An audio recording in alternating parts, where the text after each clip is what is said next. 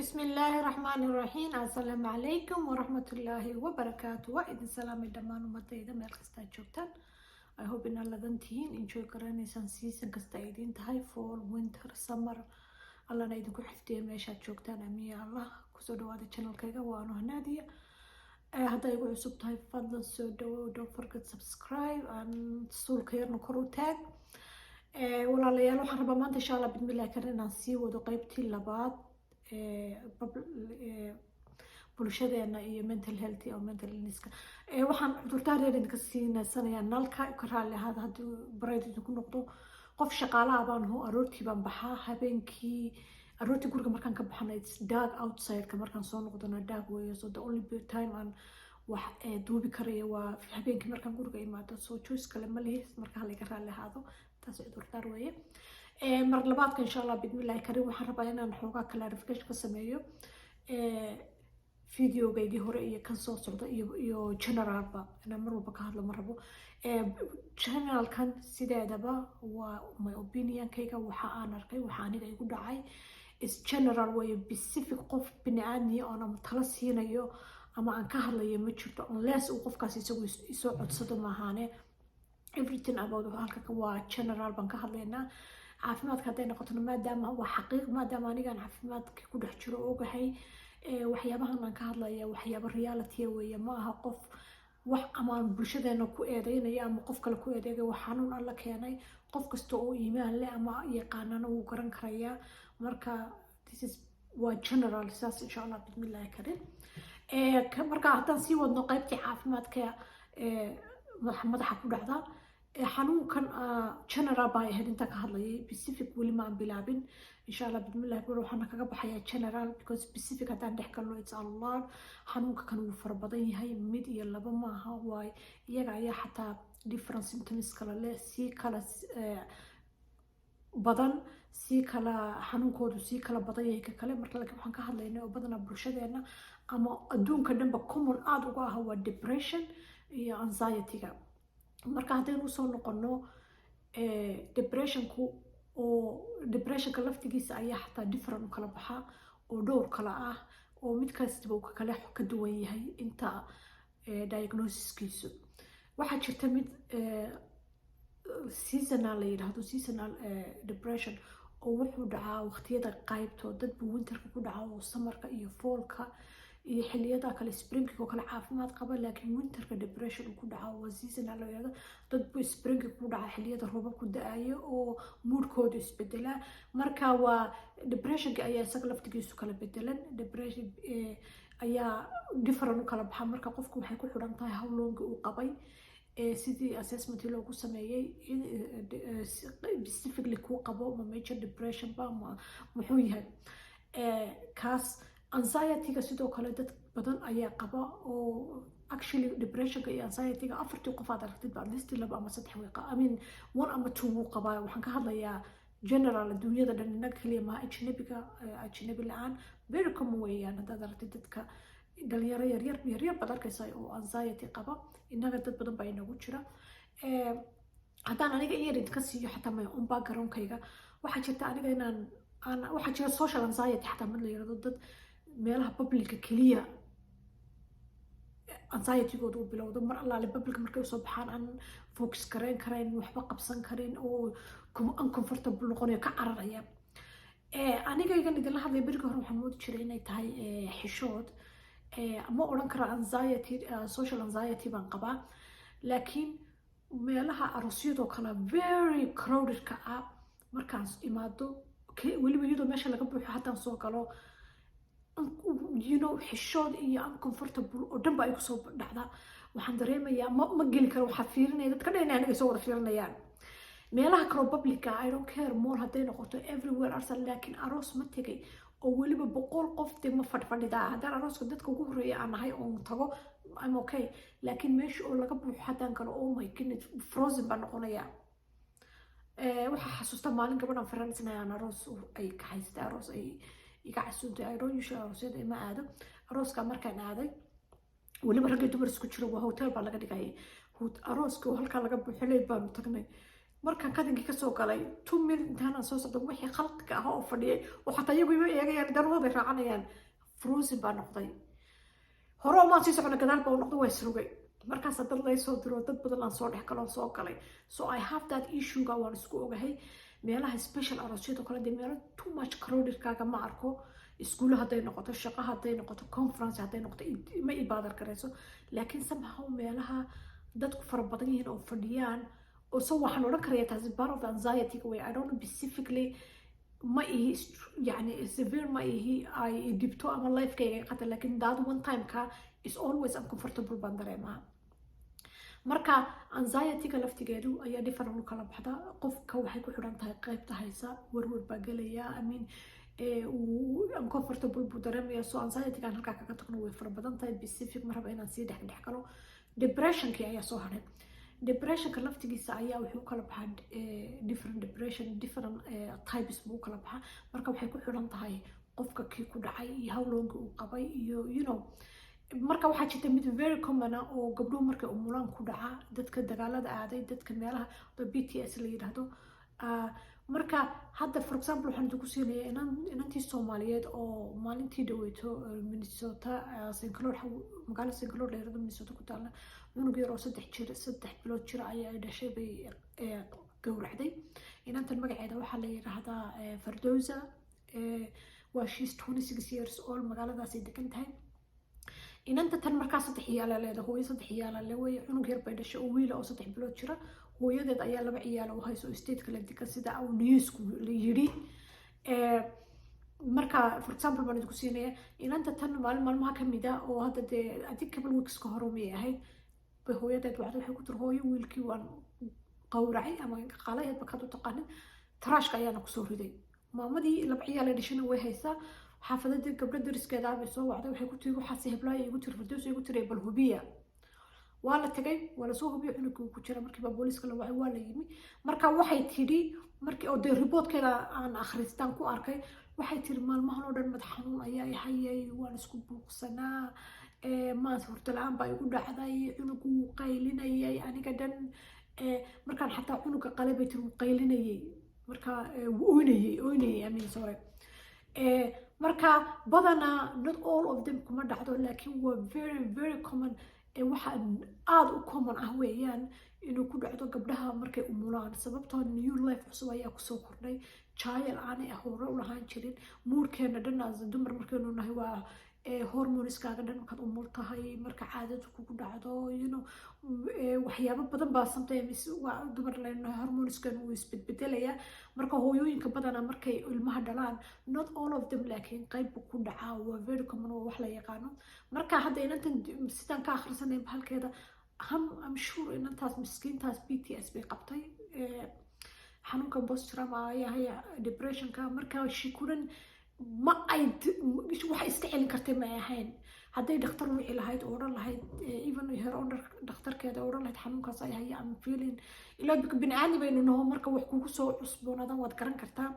haddii aad delusional qaadad oo something wax ku muuqdaan wax ku sheegayaan waad artay inaad normalkaaga yahay hadday hooyadeed ama qof u sheegto ama dhakhtar ay ku oran lahayd waxaasaa jira waa loo iman lahaa laakiin ilaahay muu qadarin inanka yar 3 jirka 3 bilood jira ayay tiisi dhamaatay marka dadkan hadda aaday oo kale aada dagaalada militariga marka soo noqdaan oo dhan I know so many wiilal baan aqaana oo military Mareykanka ahaa masha Allah oo intooda badan xataa muslimiin oo still struggle ku jira waxay ku leeyihiin waa inaan aqaano for example hadda oo kale fire markay dhacdo fire July 4 oo kale waa meelaha uu dhunta guri kama soo baxo waxa dhacaya waxay soo xusuusinaysaa fire July 4 keena maanta independent-ga wadankeena waxa laga ridaa fireworks wax la yiraahdo aan Soomaali waxa lagu yiraahdo inankaas marka qarxiyaha wax baa la qarxiyaa duulduula waxaas inankaas markuu maqlo guri kama soo baxo maalinta wuxuu rabaa inaan wax maqlin and it's very hard sababta xaafadii dariskii oo dhan wixii oo dhan baa daarmaya wuxuu xasuusanaya dagaaladii wiilkaas wiilka dhan baan bixin oo dhakhtarku noqonaya oo very deep depression galaya oo wixii ku soo noqonayaan marka dadkan traumada ay soo arkeen dagaaladii meydadkii wixii how many nin baa isdilay hadda gabadhaan aqaano ninkeedu maalin dhaweed buu isdilay, he was only 34 years old. dagaaladii uu ka yimid 100 dhakhtar buu u tagay, wixii istag maskaxdiisa wuu isdilay maalin dhaweed. nin dhan oo u shaqeeya buu ahaa benegaanka. marka qadarta rabbi ilaahay waa kaas, laakiin taraamada haddii aadan iska daweyn PTSD gu jiraa. marka gabdhaheeni walaalayaal insha Allah bidmi, laakiin haddii aad isku aragtid for example wax aadan lahaan jirin oo kale, haddii aad aragtid wax kuu muuqmuuqanaya maskaxdaadii oo maskaxdeenu marka ay isku buuqdo wax aad yani you cannot ma fikiri kartid, ma tinkigaaguma noqonayo wax normal ah. marka haddaad isku aragtid for example oo kale inaad isku buuqsan tahay, inaad seexan kar laadahay, inuu cunugii wax kale kula noqdo bahalbahal oo kale, inaad qayladiisi ku dhibayso, inaad rabtid inaad dishada mugur ka carartid. waxaa jirta 2 years ka horo gabadh baan la sheekaysanayay, inanta tan hooyo 2 ciyaal haysata weeyaan. waxay tiri cunugaygii cunugeer bay umushay iyo wiil yaroo 4 jira bay lahayd. waxay tiri wiilkii yaraa wuxuu ila noqday bahal. waxay tiri every time waxaan facekiisa markaan eegayo hilux bahal. waxay tiri cabar baan si eega wuu isbedelay, mise facekiisa buu noqday, wuu qosqoslaya waa isagii. waxay tiri markaasaan dhahdaa oh my god saciid billah, haddana cabarka dambeyti buu ila noqdaa. waxay tiri markaasaan waxaan damcay inaan qaado gidaar ku dhuftay, ila waa bahal cunugaygi maahe. waxay tiri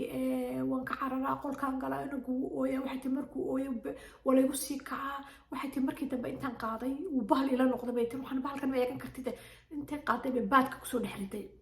waxay tiri baadkii baan biyo ku furay, biyihii oo soconaya cunugaan ku riday bay tiri albaabkii lasoo garaacay. mid yaro afrijirina way haysataa. albaabkii markii lasoo garaacay bay tiri baan albaabkii furcay, waa ninkeeda hooyadiis. markaasuu kii yaraa afrijirka ilaahay wuxuu meel ka wada weeyaan. kii yaraa baa yeeyo garaama baby, biyihii buu ku dhex jiraa baybigii. habartii hul way carartay, waa la caray, mise biyihii way socdaan cunugii ku dhex jiraan. oo markaas ilaahay alxamdulillah biyihii weli may buuxsamin, laakiin waa weli waa ku socdaan, tiisii baan dhammaan. marka dhakhtarkii marka la geeyey, marka aniga la hadlayay waxay ku tiri daad wuusan cunugayga muuhayn bay tiri, dhurwaa buu ahaa bahal. markaan qaadayo biyaha ku dhex ridayay bay tiri wuusan. waxay tiri maku dhacday baan ku haa bay tiri. waxay tiri sometimes sida hadda sheeko kale, waxay tiri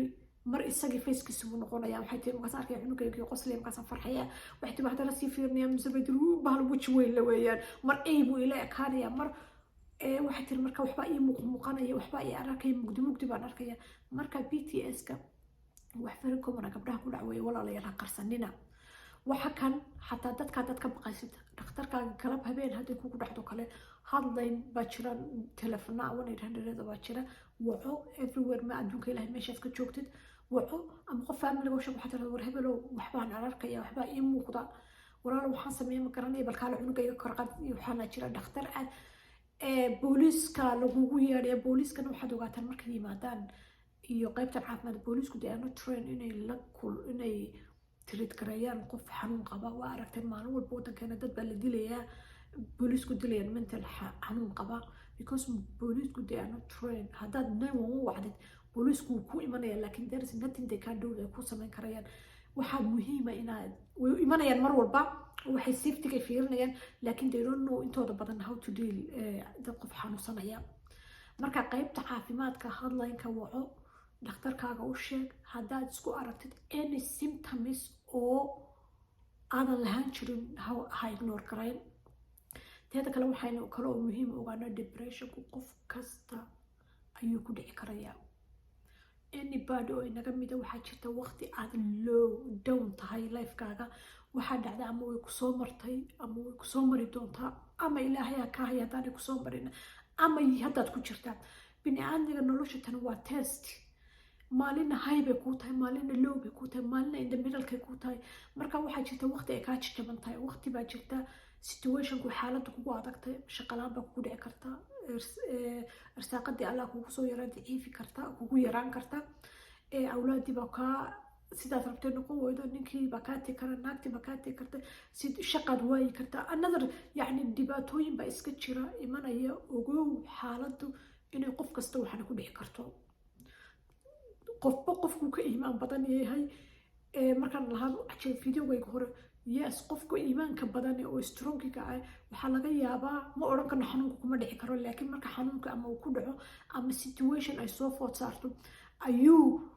ilaahay isku xidhaya oo wuxuu la dhilgaranaya wuxuu odhanaya okay maxaan sameeyaa xanuunkan ay haya sidee ilaahay baa qadaray laakiin waxaa ka dhici karta qofka kale isaga inay out of control ay waxay noqota uu fikeri waayo sababtoo diintuna qofku markuu diin leeyahay diintu the base of lifekeena dhan weeyaan qadarta rabbi markaynu aamino waxyaabo badan ayaa lifekeena easy inoo noqda laakiin xanuunku mar kastaba regardless inta uu yahay iimaankaagu wuu kugu dhici karaa because waa wax alla keenay waa situation aad gashay waa xaalad kula soo gudboonaastay soo ha ignore garayn insha allah bidmillaahi karin ignore inaad samaysid maaha waxan waa waxaad ka dawoobi kartid dadka kan depression is very common sidaan idhi dadka qof aanu qabin ma jirto ama soo marin way yar yihiin yino istaqfirnaa ma oran karo qof kasta laakiin way soo marin waad arki kartaa ajnabiga aan aqaano it's very rare dad aan aqaano ama depression ama anxiety qabin ama wax kale qabin dadkan dhan waad aragto dawooyin bay wada qaataan qofkuna that doesn't mean hadduu xanuunka kugu dhaco inaad weligaa depression ku jiraysid waaya waad dawoobi kartaa wadamada tan aynu joogno dadkaasoo dhan way wada qabaan waxaan la shaqeeyaa dhakhtaro bipolar qaba oo aan aqaano oo ilmale oo familigooda korsata oo caruurahooda wato oo dawooyinkooda qaata mar alla markaad la kurutidna way ku sheegayaan some of them you might not even know inay waxaa qabaan marka xanuunadan dadkan way qabaan laakiin mar walba muhiimadu waxa weeye inaad acknowledge garaysid inaad tiraahdo okay xanuunkan waa igu dhacay ihaya sidaan uga fikiraa uga baxaa sababtoo waxaad gaadhaysaa haddii aadan isdaweyn heer ood maskaxdaada aad controlooda oo insanity waxay yidhaahdaan aad gaadhin level sare oo marka dambe lagu geeyo isbitaalada psychiatriga oo dadku la xidhxidho haddaadan isdaweyn laakiin haddaa isdaweysid dawooyinkaaga qaatid ilaahay isku xidhid qur-aan akhrisatid dawo raadsatid oo tiradad okay waan qabaa laakiin adhoonkan waxay dadku yidhaahdaan waa isdaweynaya insha allah bidmillahi karim marka yaan la dhayalsan xanuunka kani waa xanuun jira qarisku ma fiicna inaad nilaayal ku jirtid maaha ilaahay wuxuu kuu keeno ilaahay baa qadaray waxaa jirto kale kelmad inaan cadde idhaahdo oo aan idhi videoweygii hore qofku markuu abnormal behavior sameeyo badanaa yes waxaynu odhanaynaa waa qof xanuunsanaya ama wax jiraan laakiin waxaa jira suicidalka oo kale dadka suicideka oo kale ama tareenada isu diro ninka oo kale qof kasta oo isdilaa that doesn't mean inuu xanuun qabo waxaa jira dad noloshii nacay waxaa jira dad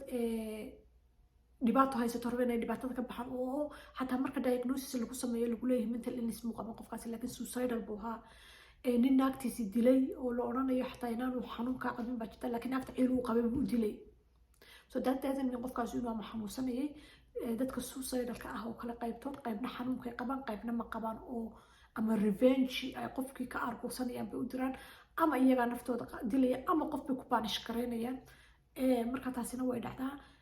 laakiin qofku xanuunsanaya wax aanu maskaxdiisu aanu markii hore samayn kari jirin ayuu hadda samaynaya qiso yar baan idinka sheekeynaya oo aniga beri ku dhacday yacni qofka biniaadmiga maskaxdiisu siday u shaqeysa waxaa jirta berigan maraykan imi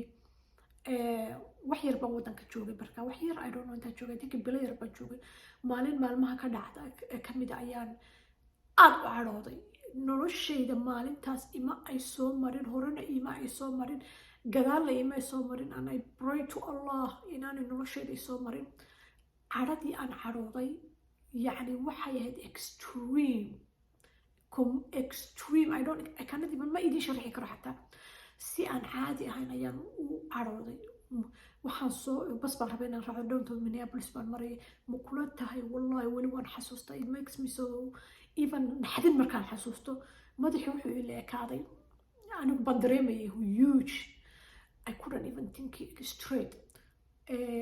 baski meel iga xiga waan gara waayey war aniga dhan waan wareeray madax xanuun waxaad moodaa madaxu inuu soo dhacay madaxii heavy buu i noqday waan socon kari waaye waan xasuustaa meel baan fadhiistay cabaar baan fadhiya cuud bilaa min shaydaankii baan iska naari baski meel iga xiga xataa waan gara waaye waa eryadaan maalin walba aqaani meel baan iska fadhiistay yacni it was such extreme cadho daad cadhadii iyo xanaaqii maskaxdaydii xataa it couldn't يعني سيدي الرموش I couldn't focus I couldn't concentrate waxba waan qabsan kara يعني it was such a very difficult moment bay cabaar kadib meeshii baan fadhiyay markaan xoogaa arkay inaan soo qabo shaydaanka iska naaray fadhi baan soo dhaqaaqay weli anigoo wareersan meel waxaan xasuustaa baan imi baska meelaha laga raaco meelaha yaryar oo loo sameeyo baskii baan fadhiistay baskayga xataa wuu iga tagay waan sugo waxaan hata bas ma raaci kartid iska fadhi meeshii baan fadhiyay cabaar baan fadhiyay hadhow markaan isdejiyo oon cabaar fadhiyay ilaahay waxaan xamdi iyo shukri ugu nagaa maalinta haddaanan waalan يعني والي ما شيء وو عندك الدولار لكن أنا مسكحته يسكو دحياحين because in that moment تيجا a few minutes كاس والله ما لا مرة ما نقرنين so وحيابها so كلام مسكحته إنه داس how powerful أي تهاي وحير أو إنه قد عام مسكحته إنه أي قادم وين أي يعني وشق إنك دن أي شركة دن يومين كان دن وأنا فوكس كروبي كريم markaa bini aadmiga ilaahay subxaana watacaala wax kasta ugu maskaxda tani haddaanay shaqaynayn wax aan qabsan karno male ilaahay nimcooyinka uuna siiyey nimcada ugu number one waa caafimaadka ogow haddaanad caafimaad lahayn there is nothing aad qaban kartid awlaad ma kursan kartid shaqa ma aadi kartid bini aadmi lama socon kartid adigu waxba ma qabsan kartid waa aragteen dad baa sariiraha iska jiifo xanuunsanaya soo caafimaadku waa alxamdulilah caafimaadku waa number one caafimaadkii oo haddana sidaa tahay maskaxdii jirkeena wax ku arkaysay everything kala waday haddaanay ku shaqaynayn you can waxba qabal ma qabsan kartid markaa fadlan maskaxda ha lala dadaalo your mental healthigaaga number one priority ha kuu noqdo ogow haddii aad jiran tahay qof kale waxba ma qaban kartid soomaalidana badanaa dumarkeena waxaynu dhahnaa oo carruurta laga qaadanaya carruurta waaba lagaa qaadanaya haddaadan caafimaad qabin sababtoo de ma keer garan kartid marka adigu is caafimaadi kabacdin aad carruurtii keer garaysid you have to take care of yourself kaaga number one marka ugu horeysa in order aad dad kale ku take care garaysid haddii aad adiga xanuunsanaysid awlaadina waa lagaa qaadanaya hadda gabadha miskiinta cunugna waa dishay kii kalena waa labadii kale hadda hooyadeeda haysata inan kale iyaduna jirto sagal oo iyadana maxkamadeedii ay socotay hadda bishan 7 ayay senteniskeedii bilaabmaya miskiintaas iyadana 3 ciyaalay lahayd mid baa dhintay oo lagu haystaa inankii ugu yaraa inan uguma yara 5 jir ah baa dhintay oo lagu haystaa labadii kalena la qaaday marka ma odhan karo iyadu way jiraneed cunuga waxaa la neglected bay ku samaysay ilaahay baa inaga og laakiin cunuga yar wuu dhintay meydkiisina waxay dhigatay gaadhiday ku dhex ridatay markii dariskii ay arkeen cunugeedii carruurteedii meelaha wareegaysa ayaa booliiska la wacay labadii ciyaalo waaweynaa hadda ciyaalkii waa bisha 7 hadda December ayaa 25 sano baan malaynaya lagu xukumay ay lahaayeen qaybta New York iyaduna waxay ka dhacday Greenbury Minnesota magaalada agteeda oo Wisconsin ku taala laakiin maxkamadda Minnesota ka dhacaysay marka carruurtii waa la qaadanaya haddaadan caafimaad qabin you cannot carruur ma kursan kartid sababtoo hadda adiga xanuunsanaysid how you gonna take care ilmahaagii ninkaagii familigaagii naftaada keer garay xanuunka caafimaadkaaga la dadaal doon ever care qof kale wuxuu ku yiraahdo dadkan waxay ku oranayaan iyaga khusaysaa hadday xanuun kugu caayayaan qadar ilaahay keenay awalba bini aadmi dad faa'iido leh ma yahay dadkaasoo kale kad your life-kaaga is caafimaad danahaaga raaco fadlan insha allah meel kasta aynu joogno this subjectiga kana waa subject u baahan intaynu ku hadli karno inaynu ka hadalno oo inaan ka daalin oo aynu isdhiirigelin oo isku waanino caafimaadku waa number one ilaahay waxyaabaha ku siiya nimcada ugu sarreysa soo tinka abood caafimaadkaaga taxi relationshipka kan aad ku jirno iyo dadka kan ku jiidanaya oo raba mentalkaaga inay down ka dhigaana you don't need that kind of people kaaga ilaahu my family member kaaga aadan if somebody uu rabo inuu down kaa dhigo oo mentalkaaga uu ku ciyaaro ama ku bushkareeyo you don't need it waxaa jirta mar walba aan idin idhaahdo idinka ma xataa dadka dhan aan ku idhaahdo always may naftayda iyo naftiinaba waxaa muhiima hadalka afkaaga kasoo baxayna inaynu ogaano you don't know qofka ka situationka uu ku jiro that's one thing I'm always saying ma ogid somebody the situationka ay ku jiraan ma ogid what they going through ma ogid mentalkooda ma ogid inay dhibaataysan yihiin haddaad ku tiraahdid wax maybe the bush of the age inaad qofka ka dhigtid ma ogid hadalka kan so walaalayaal let's aynu hadalka aynu dadka odhanayno aynu ka fikirno qofkaas haddaa aragtay hadalkaaga inuu ka xumaadana inaad ka raali gelisid in adigu tiri inaynu inagu neen oo hebel saasaad igu tiri qofkan haddaad aragtay daad kelmadda aad ku tiri inay baadar garaysay that means qofka wax kelmadaas way dhibtay so apology inaad sameeyo haddaynu islaam nahay waxaa muhiima inaad qofka apologies u samaysid haddaad ka bahalkaysid haddaa aragtid qof dhibaataysan aad ku xadgudubtay ama qof kale inaynu isqabano weeyaan qofka dadka biniaadamka so let's wordskeena aynu daawano dadka xanuunsanaya aynu soo dhaweyno aynu caawino inta qofka biniaadamka caawin karaysid waxa kana waa adduunyo waa waxyar waxa qofka walaalkaaga ku dhacay in adiga ku dhacaysa moogad lifeku waa unpredictable ma ogi tomorrow waxa kugu dhacaya maanta waxaad haysatay tomorrow inaanad haysan baa dhici karta ninka iyo carruurta aad maanta haysatay tomorrow they can be gone xoolahaad maanta haysata tomorrow inay dhamaanayaan baa laga yaabaa caafimaadka aad maanta la buliyo bal leedahay inay tomorrow dhamaanaysaa dhici karta ilaahay wa subxaanahu watacaala waxa kugu soo socda nobody og ma jirto marka insha allah bidmillahi tagaka inaynu isku digano ma fiicna ilaahay wa subxaanahu watacaala ilaahay qof uu waayo caafimaad iyo qof wax waayo ma jirto so please and please insha allah bidmillahi karin caafimaadkaaga number 1 ka dhig mental healthigaaga ilaali maskaxdaada ka shaqay caafimaad raadso iyo seek help dadka wax ku caawiya raadso insha allah bidmillahi karim meel kasta aad joogto waxaan idin rasheegayaa nimcatu allah caafimaad wanaagsan iyo insha allah bidmillahi karim assalaamu calaykum don't forget to subscribe insha allah until next time insha allah assalaamu calaykum waraxmatullaahi wabarakatuh